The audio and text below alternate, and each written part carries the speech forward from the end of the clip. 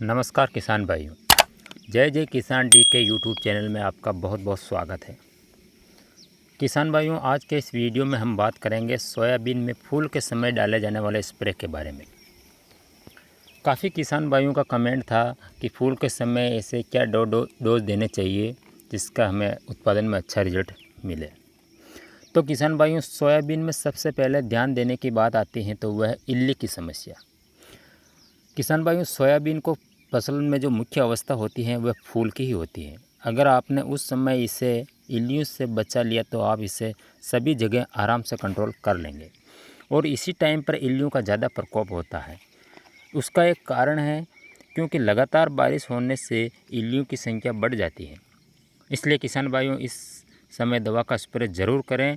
अगर किसान भाइयों इल्लियाँ नहीं भी दिख रही हैं और फूल की स्टेज आ चुकी हैं तो भी एक बार इल्लियों की दवा का स्प्रे ज़रूर कर दें। क्योंकि किसान भाइयों, कई बार होता है हमें इल्लियाँ नज़र नहीं आती है।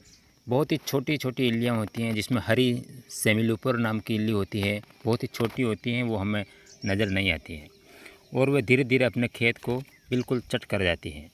इसका हमारे उत्पादन पर भी विपरीत असर पड़ता है। इसलिए किसान भाइयों, ऐसी गलती से बचते हुए हमें स्प्रे कर देना चाहिए। अब हम अगर बात करें कि स्प्रे में क्या करना है, तो बहुत सारे किसान भाई अपने अपने अनुभव से अलग अलग कॉम्बिनेशन बताते हैं और उसका छिड़काव करते हैं, तो उन्हें उसका रिज़ल्ट भी मिलता है। मैं अब आपको बता रहा हूँ मेरे अनुभव से जो मैंने छिड़काव किया है और उससे जो रिज़ल्ट मिला है। कुछ कॉम्बिनेशन है उसके बारे में आइए हम बात करते हैं। तो सबसे पहले मैं आपको बता दूँ कि 3 कॉम्बिनेशन के बारे में बताता हूँ जो काफ़ी सक्रिय हैं। अगर फसल में इल्लियों का प्रकोप ज़्यादा है तो कोराजन 20-25 ml प्रति एकड़ और इसके साथ में क्विनोल फॉस 25 EC 150 ml प्रति एकड़ के हिसाब से दोनों को मिलाकर छिड़कना चाहिए।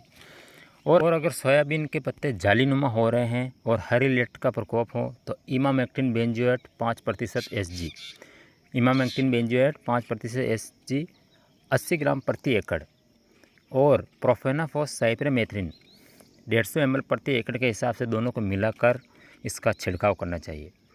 किसान भाइयों, ये दवा कुछ महंगी पड़ती है लेकिन इसका रिज़ल्ट बहुत ही अच्छा मिलता है ताकि और हमें बार बार छिड़काव नहीं करना पड़े, इसलिए अच्छी दवा का ही इस्तेमाल करें।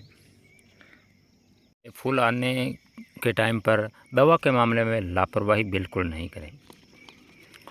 वैसे हम बात करें तो बाज़ार में काफ़ी तरह के प्रोडक्ट मिलते हैं, सस्ते प्रोडक्ट भी मिलते हैं। किसान भाई सस्ते के चक्कर में उसे लेके आ जाते हैं और छिड़काव भी कर देते हैं, मेहनत पूरी लग जाती है, लेकिन हमें अगर उसका रिज़ल्ट अच्छा नहीं मिले तो हमारा उत्पादन भी उसका असर पड़ेगा और हमारा जो समय वेस्ट हुआ वो हमारी मेहनत सब बेकार चली जाती हैं और उस साल की बोई हुई हमारी फसल अच्छा उत्पादन नहीं दे पाती है और उसका खामियाजा हमें बाद में भुगतना पड़ता है। तो किसान भाइयों, जिससे दवा का अच्छा रिज़ल्ट मिले वही दवा हमें छिड़कनी चाहिए। यहाँ पर मैं किसी दवा का प्रचार नहीं कर रहा हूँ कि आप वही दवा छिड़कें। अगर आपका अनुभव है, आपने छिड़की है और उससे रिज़ल्ट मिला है तो वो दवा आप छिड़किए।